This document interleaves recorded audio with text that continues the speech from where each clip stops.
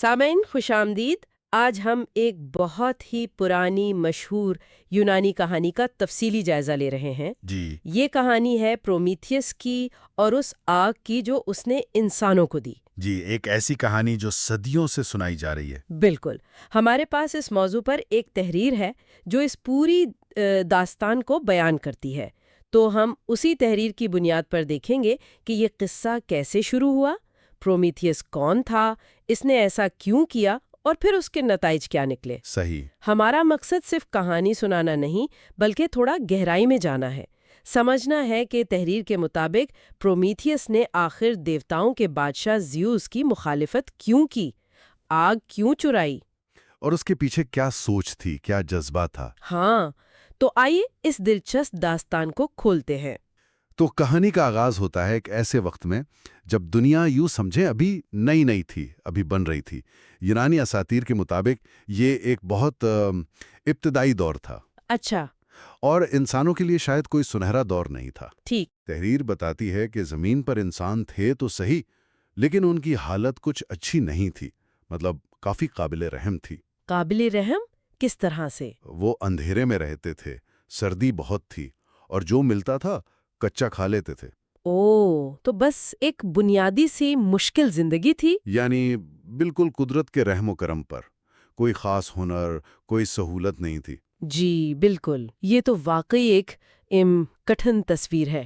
اور یہیں پر پھر پرومیتھیس کا کردار آتا ہے نا؟ بالکل اسی پس منظر میں۔ تحریر میں پرومیتھیس کو ایک ٹائٹن بتایا گیا ہے، یعنی دیوتاؤں سے بھی پہلے کی نسل کا ایک طاقتور وجود۔ جی ہاں، ٹائٹن۔ اور وہ بہت ذہین تھا، بہت سمجھدار، لیکن جو بات سب سے خاص لگتی ہے وہ اس کی ہمدردی تھی، خاص طور پر انسانوں کے لیے۔ ہاں، یہ بات اہم ہے۔ لگتا ہے کہ وہ شاید واحد تھا جو انسانوں کی اس حالت کو دیکھ کر واقعی پریشان ہوا۔ تحریر کہتی ہے کہ اس نے ان کی مشکلیں دیکھیں، محسوس کیں، اور پھر فیصلہ کیا کہ ان کی مدد کرنی ہے۔ یہ تو خود میں بڑی بات لگتی ہے، اس زمانے میں دیوتاؤں کے بیچ میں۔ بالکل۔ اور دوسری طرف کون تھا؟ دیوتاؤں کا بادشاہ زیوس، جو اولمپس پہاڑ پر راج کرتا تھا، بہت طاقتور، کائنات کا حکمران۔ لیکن تحریر اسے انسانوں کے معاملے میں شاید تھوڑا سخت دکھاتی ہے۔ سخت یا بے پرواہ؟ شاید دونوں۔ وہ سمجھتا تھا کہ انسان کمزور ہیں، شاید اس لائق نہیں کہ انہیں زیادہ طاقت دی جائے۔ اچھا۔ اور آگ جو روشنی دیتی ہے، گرمی دیتی ہے، کھانا پکانے، اوزار بنانے کے کام آتی ہے، وہ صرف دیوتاؤں کی چیز سمجھی جاتی تھی۔ صرف دیوتاؤں کی؟ جی، زیوس کا خیال تھا کہ یہ طاقتور چیز انسانوں کے ہاتھ نہیں لگنی چاہیے۔ شاید ڈر تھا کہ وہ غلط استعمال کریں گے یا زیادہ طاقتور ہو جائیں گے۔ تو یہیں سے اصل کشمکش شروع ہوتی ہے۔ پرومیتھیس جو انسانوں سے ہمدردی رکھتا ہے وہ جاتا ہے زیوس کے پاس۔ جی۔ تحریر کے مطابق اس نے باقاعدہ درخواست کی کہ انسانوں کو آگ دے دیں، ان کی زندگی بہتر ہو جائے گی۔ لیکن زیوس؟ اس نے صاف انکار کر دیا۔ صاف انکار، بالکل قطعی انکار۔ اس کا ماننا تھا کہ انسان اس ذمہ داری کے لیے تیار نہیں، یا شاید وہ انہیں اپنے برابر آتا نہیں دیکھنا چاہتا تھا۔ وجہ جو بھی تھی، درخواست رد ہو گئی۔ اور اب پرومیتھیس ایک آپ کہہ لیں چوراہے پر ہے۔ ہاں۔ دیوتاؤں کے بادشاہ کا حکم مانے یا ان انسانوں کی مدد کرے جن کے لیے اسے درد محسوس ہوتا ہے۔ یہ فیصلہ بہت بڑا تھا۔ یہاں بات واقعی دلچسپ ہو جاتی ہے۔ تحریر کہتی ہے کہ پرومیتھیس نے زیوس کا حکم نظر انداز کرنے کا فیصلہ کیا۔ اس نے ٹھان لی کہ وہ انسانوں کی مدد کرے گا۔ جی، اس کا ارادہ پکا تھا۔ تو قصہ آگے بڑھتا ہے۔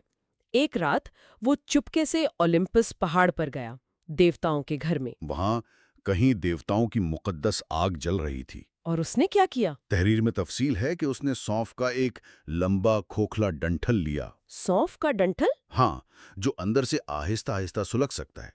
اس نے اسے آگ سے چھوا اور اس چنگاری کو احتیاط سے چھپا کر واپس زمین کی طرف لے آیا۔ یہ تو چوری ہوئی۔ چوری سے بڑھ کر یہ ایک کھلی بغاوت تھی۔ صحیح۔ وہ جانتا تھا کہ وہ کیا کر رہا ہے اور اس کے نتائج کیا ہوں گے۔ پھر بھی وہ چنگاری لے آیا انسانوں کے پاس۔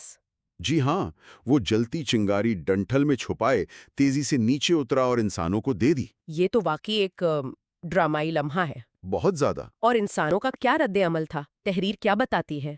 پہلے تو وہ حیران رہ گئے، پھر خوشی سے جیسے پاگل ہو گئے۔ یقیناً پہلی بار آگ دیکھنا، اس کی گرمی محسوس کرنا۔ ان کے لیے تو یہ معجزہ تھا۔ پھر انہوں نے کیا کیا اس آگ کا؟ فوراً استعمال شروع کیا۔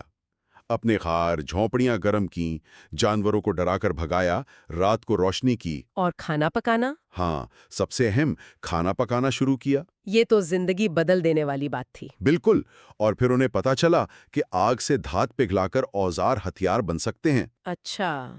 تو اس ایک تحفے نے ان کی پوری دنیا بدل دی۔ گاؤں بنے، معاشرہ بنا، ترقی شروع ہوئی۔ اور پرومیتھیس ان کی نظر میں کیا بن گیا؟ ایک ہیرو، ایک نجات دہندہ، اپنا محسن ماننے لگے وہ اسے۔ یہ نقطہ بہت اہم لگتا ہے، جو تحریر بھی شاید اجاگر کرتی ہے۔ جی، کہ آگ صرف گرمی اور روشنی نہیں تھی۔ نہیں، بالکل نہیں، یہ اس سے کہیں زیادہ تھی۔ یہ علم کی پہلی چنگاری تھی، ایجادات کی بنیاد تھی۔ تہذیب کی شروعات؟ ایک طرح سے ہاں، انسانی تہذیب کے سفر میں ایک نیا موڑ آیا۔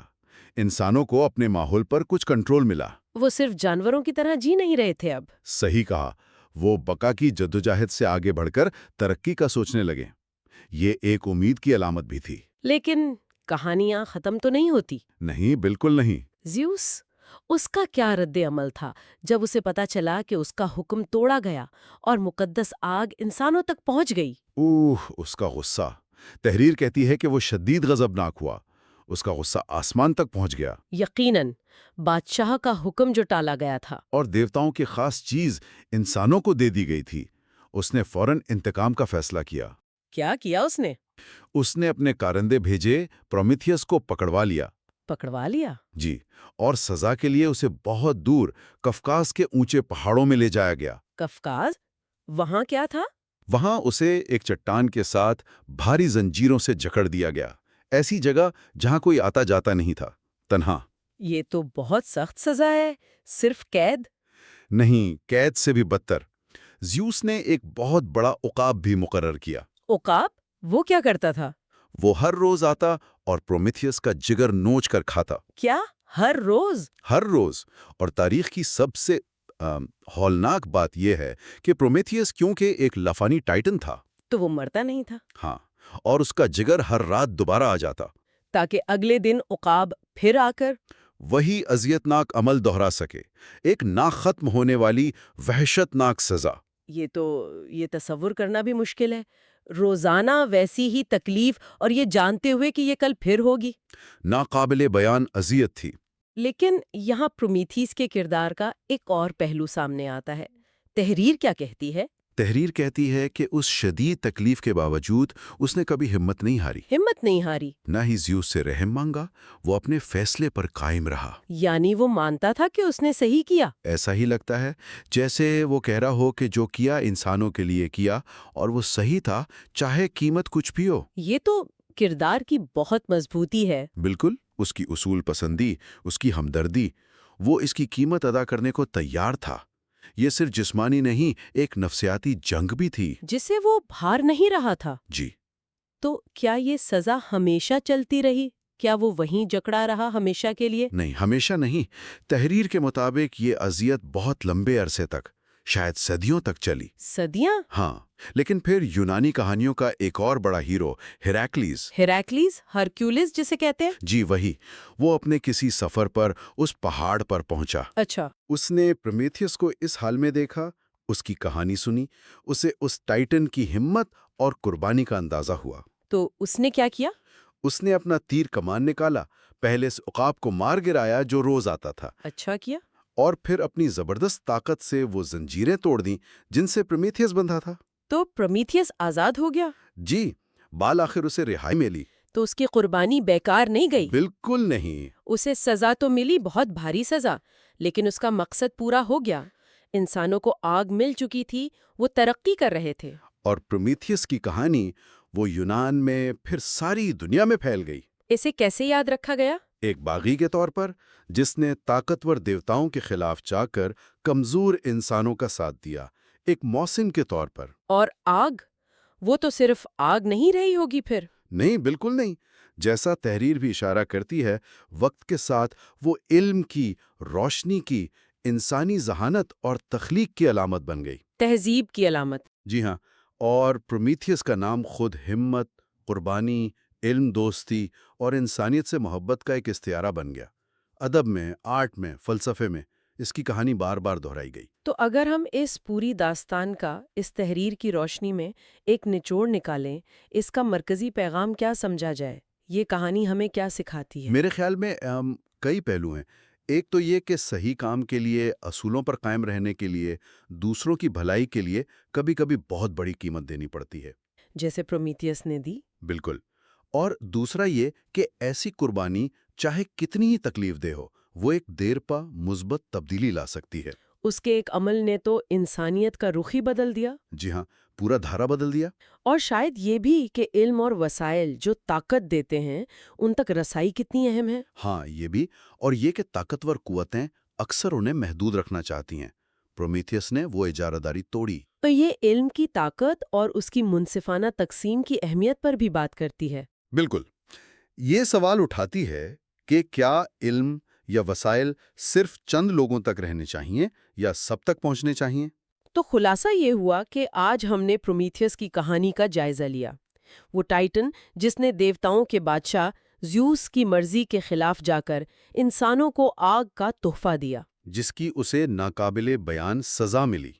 لیکن اس کے ایک عمل نے انسانیت کی تقدیر پر گہرا اثر ڈالا۔